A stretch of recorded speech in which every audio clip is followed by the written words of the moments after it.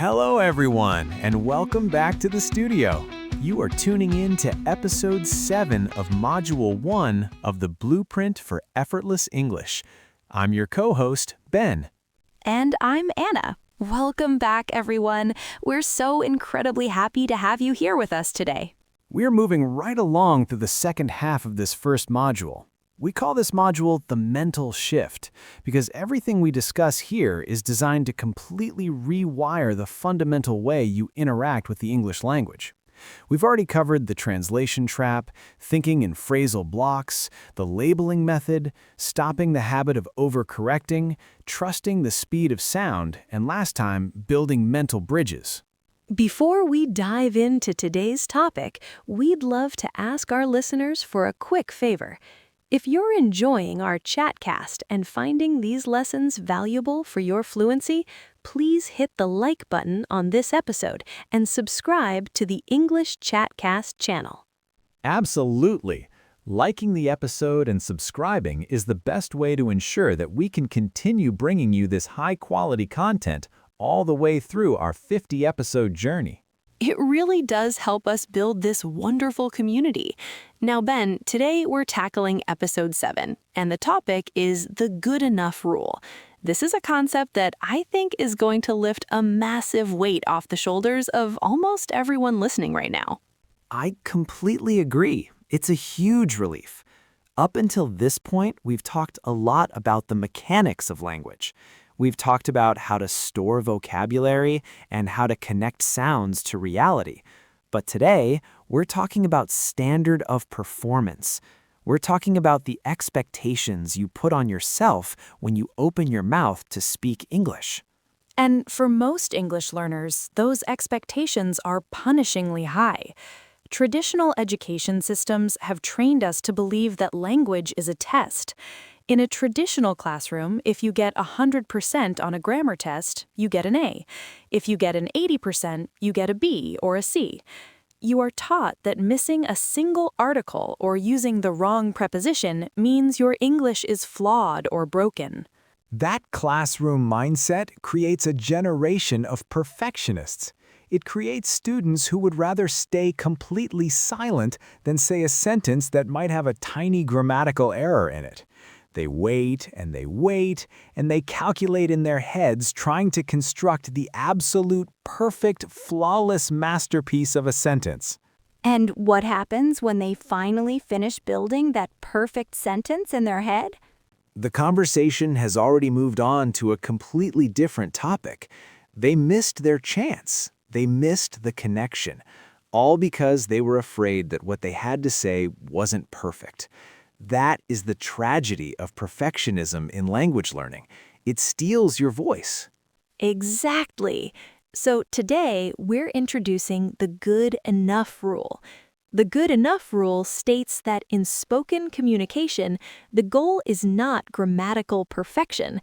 The goal is the successful transfer of an idea from your brain to the listener's brain.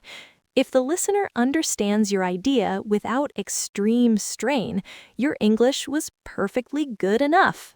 I love that definition. If the message is received, the language was perfect. Let's really break this down because it sounds simple, but it's actually a profound shift in how you operate in the real world. Think about conversation not as an academic exam, but as a game of catch. A game of catch? Like throwing a baseball back and forth? Exactly. If we are playing catch, my only goal is to get the ball into your glove. It doesn't matter if I throw it with perfect major league pitching form. It doesn't matter if the ball spins beautifully in the air. If I throw the ball slightly underhand or if it wobbles a bit, but it still lands safely in your glove and you catch it, the throw was a success. That's a brilliant analogy. The perfect throw is just vanity. The successful throw is what keeps the game going. When you're speaking English, your ideas are the baseball. When you stress over the perfect verb tense or the exact sophisticated vocabulary word, you're stressing over the spin of the ball. The native speaker listening to you doesn't care about the spin, they just want to catch your idea. Let's look at how this applies to vocabulary, because this is where students freeze the most. Let's say you want to tell a story about a time you were furious. Furious is a great descriptive word, but in the heat of the moment, under the pressure of a real conversation, your brain freezes. You can't remember the word furious. Your mental bridge for that specific word is temporarily blocked. A perfectionist will stop talking. They will stand there, snapping their fingers, staring at the sky, saying, "Oh, what is the word? It means very angry. Oh, I know this word." They completely stop the momentum of the conversation to search their internal dictionary. Right, but a student who uses the good enough rule simply bypasses the blockage. They realize they don't have the word furious, so they immediately grab a simpler phrasal block. They say, "I was really, really mad." Is it the most sophisticated vocabulary? No. Is it literature? No. But does the listener understand exactly how you felt? Yes, it is good enough. This is a vital skill. We call it circumlocution, which is a fancy word for talking around a gap in your knowledge. The good enough rule gives you permission to be basic when you need to be. It gives you permission to use simple words to describe complex things, just to keep the conversation flowing. Think about children learning their first language. Kids are the absolute masters of the good enough rule. If a child doesn't know the word for a lawnmower, they don't stop and panic.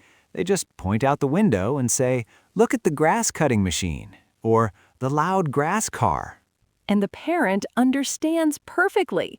We laugh because it's cute, but it's actually highly effective communication. The child successfully transferred the idea using the limited tools they had available. As adult language learners, we need to reclaim that childhood bravery. We need to be okay with saying the loud grass car instead of standing in silence, feeling ashamed that we forgot the word lawnmower. I actually have a great personal example of this. A few years ago, I was traveling in a country where I barely spoke the language. I was at a restaurant and I really needed a napkin. I had studied the word for napkin before my trip, but in that moment, my mind was completely blank. I had a choice. I could sit there with dirty hands, or I could use the good enough rule. What did you do? I flagged down the waiter, pointed to my mouth, made a wiping motion with my hand, and used the basic words I did know. I literally said, "Please, paper for face." Paper for face? That is amazing. It felt ridiculous saying it, and my inner grammar teacher was screaming at me. But the waiter immediately smiled, nodded, and brought me a stack of napkins. The communication was 100% successful. My language was completely broken, but it was good enough to get the job done. That is the essence of the blueprint. We want you to focus entirely on the result. The moment you accept that paper for face is a valid form of communication, your fluency will skyrocket. Because fluency isn't about knowing every word. Fluency is the ability to maintain the flow of communication using whatever blocks you have in your mental inventory. Let's talk about how the good enough rule applies to grammar, because I know we have some listeners right now who are very nervous about making structural mistakes. They feel like if they use the simple past instead of the present perfect, the listener will be confused or judge them. The truth is, native speakers are incredibly forgiving, and human brains are excellent at using context to figure out what you mean. Let's say you want to express that you started working at a company 5 years ago and you still work there now. The grammatically perfect way to say it is, "I have been working here for 5 years." That's a complex sentence structure. It requires a lot of processing power for a learner. If you're in the middle of a fast-paced conversation and you can't assemble that present perfect continuous structure fast enough, the good enough rule says you should just simplify it. You can say, "I started here 5 years ago, and I am still here." Or even simpler, "I work here 5 years now." If you say, "I work here 5 years now," A strict English teacher will mark it with a red pen. They will tell you it's wrong. But what happens in the real world? In the real world, the native speaker you are talking to just nods and says, "Oh, wow, 5 years. That's a long time. Do you like your boss?" Exactly. The native speaker doesn't stop the conversation to correct your tense. They absorb the information and they continue the human interaction. They don't care about your grammar, they care about your story. When you realize that your audience is listening for meaning, not for mistakes, it removes so much anxiety. And reducing anxiety is mathematically critical for fluency. In linguistics, there is a concept called the affective filter. Imagine there is a physical filter in your brain between your vocabulary storage and your mouth. When you are relaxed and having fun, the filter is wide open and words flow out easily. When you are anxious, nervous, or stressed about being perfect, that filter closes tight. Nothing can get through. That's why you can practice English perfectly alone in your bedroom, but the moment you talk to a native speaker, you forget your own name. Your affective filter has closed because you put too much pressure on yourself. The good enough rule is the ultimate tool for keeping that affective filter wide open. When you tell yourself, "I don't need to be perfect today, I just need to be good enough to make this person understand me," your anxiety drops immediately. Your shoulders relax, you start breathing normally, and ironically, because you are relaxed, your grammar and vocabulary will actually be much better. It's a beautiful paradox. By giving yourself permission to be messy and make mistakes, you actually make fewer mistakes because your brain isn't paralyzed by fear. I want to share a mindset shift that helped a lot of my private clients. I tell them to stop comparing their spoken English to a textbook and start comparing it to how native speakers actually talk in casual settings. We have this illusion that native speakers speak in perfectly formatted grammatical paragraphs. We absolutely do not. Native English is incredibly messy. We use filler words like like, and you know constantly. We start sentences, change our minds halfway through, and finish with a completely different thought. We break our own grammar rules all the time, especially when we are excited or emotional. Right. If you transcribe a real, unscripted conversation between two native speakers, it looks like a total disaster on paper. It's full of fragments and run-on sentences. So why are you, as an English learner, holding yourself to a standard of academic perfection that not even native speakers follow in their daily lives? It's completely unfair to yourself. You are trying to speak like a news anchor when you should be trying to speak like a person at a coffee shop. The good enough rule also applies to pronunciation. We are going to have specific modules later in the course about rhythm and mouth mechanics, but right now I want to address the fear of having an accent. Many students believe they are failing unless they sound exactly like an American or a British person. Your accent is part of your identity. It tells the story of where you came from. The goal of the blueprint is not to erase your accent. The goal is intelligibility. Intelligibility means that your pronunciation is clear enough that the listener doesn't have to struggle to understand the words. If you have a strong Spanish or Japanese or German accent, but I can easily understand every word you are saying, your pronunciation is good enough. You don't need to spend hundreds of hours trying to make your R sound perfectly American if your current R sound gets the message across without causing confusion. Obviously, if your pronunciation is causing actual miscommunication, like if you're saying the word ship but it sounds like a bad word, then yes, we need to fix that specific mechanical issue.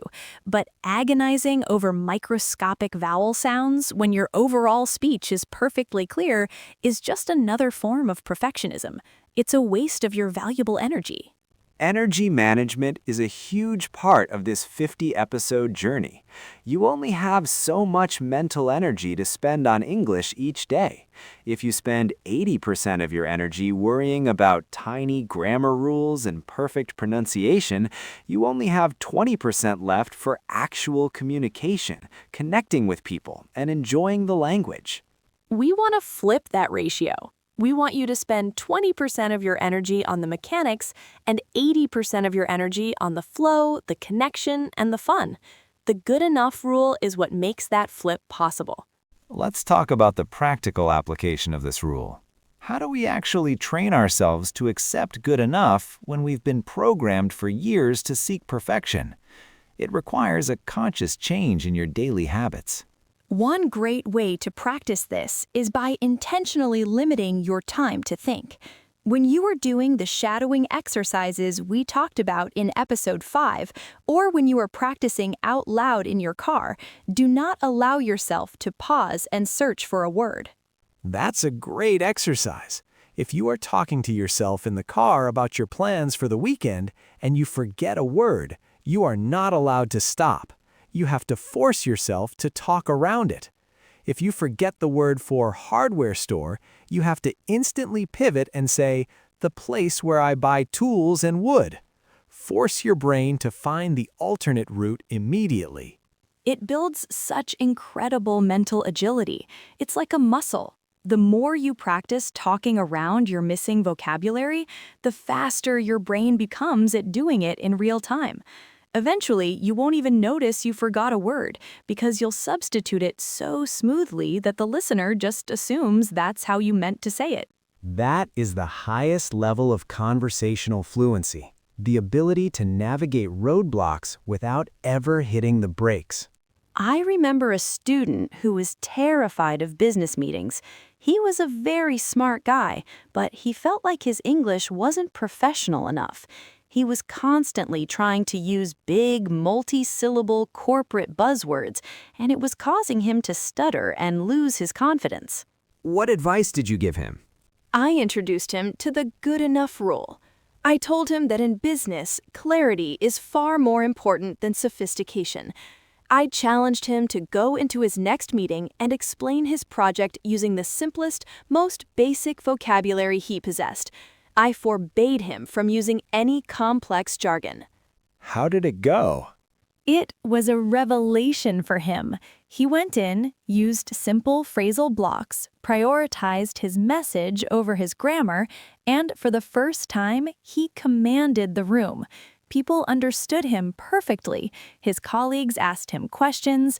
He realized that his basic English was not weakness, it was actually a strength because it was so clear and direct. That is a perfect example. We often overcomplicate language because we want to sound intelligent, but true intelligence in communication is making complex ideas easy to understand. Simple, basic English delivered with confidence and flow will always sound better than complex English delivered with hesitation and fear. This ties right back into the mental bridges from our last episode. If you have a strong mental bridge for a simple word like big, use it. Don't pause the conversation for 10 seconds trying to remember if you should say colossal or monumental. Just say big and keep the story moving. The momentum is the magic. The momentum is the magic. I love that, Anna. That should be a poster on the wall of every English learner's bedroom. It's so true, though. Momentum covers up a multitude of sins.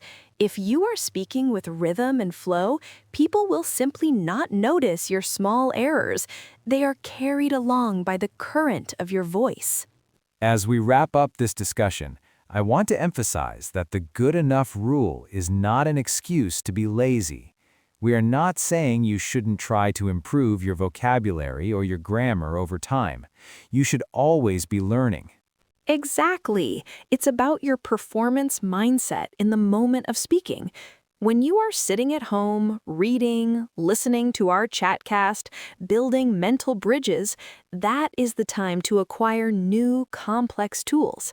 That is your training time. But when you are out in the world, standing in front of a real human being, training time is over. That is game time. And in game time, you use whatever tools you have in your belt right now to get the job done. You don't wish for better tools. You use the simple ones you have, and you use them with confidence. That distinction is so important. Acquire complex language in your practice. Use good enough language in your performance. This brings us to your mission for Episode 7. We want you to actively practice being imperfect this week. We want you to experience the freedom of the good enough mindset. Here is your homework. Sometime this week, I want you to intentionally describe a complex object or situation using only beginner-level vocabulary. Find an object in your house, maybe a kitchen appliance or a piece of technology, and pretend you are explaining what it does to someone who doesn't know the exact word for it. The big, cold metal box in the kitchen that keeps the milk safe. Once you do that, we want you to come down into the comments of this episode and share your good enough description. Tell us the actual word you were describing, and then type out the simple, creative way you explained it. We want to see a massive list of brilliant, funny, simple descriptions in the comments. Let's celebrate the fact that we can communicate anything with just a handful of basic words. Read what other listeners come up with. It's going to be a great exercise in mental agility for the whole community. I am so looking forward to reading those. It's going to be like a giant game of riddles in the comments section. It really is. By embracing this rule, you are taking a huge step forward in the mental shift. You are leaving the anxiety of the classroom behind, and you are stepping into the practical, messy, beautiful reality of human conversation. You are doing incredible work. Reaching Episode 7 means you have dedication. You are absorbing these new concepts, and you are building a completely new foundation for your English. In our next episode, Episode 8, we are going to talk about visualizing scenarios. We are going to show you how to use your imagination as a flight simulator for real-world English conversations so you are always prepared for whatever comes your way. That is going to be a fun one. It builds perfectly on the mental bridges we've been constructing. It absolutely does. But for today, just remember to give yourself grace. Remember that your English doesn't need to be perfect to be powerful. It just needs to be good enough to connect you with the world. I'm Anna. And I'm Ben. If you enjoyed this episode, be sure to like and subscribe. Feel free to leave comments about the Chatcast. We love hearing from you. Until next time, keep practicing, keep listening, and remember, learning English with us is A piece of cake. Thanks for listening, everyone. See you next time on the English Chatcast.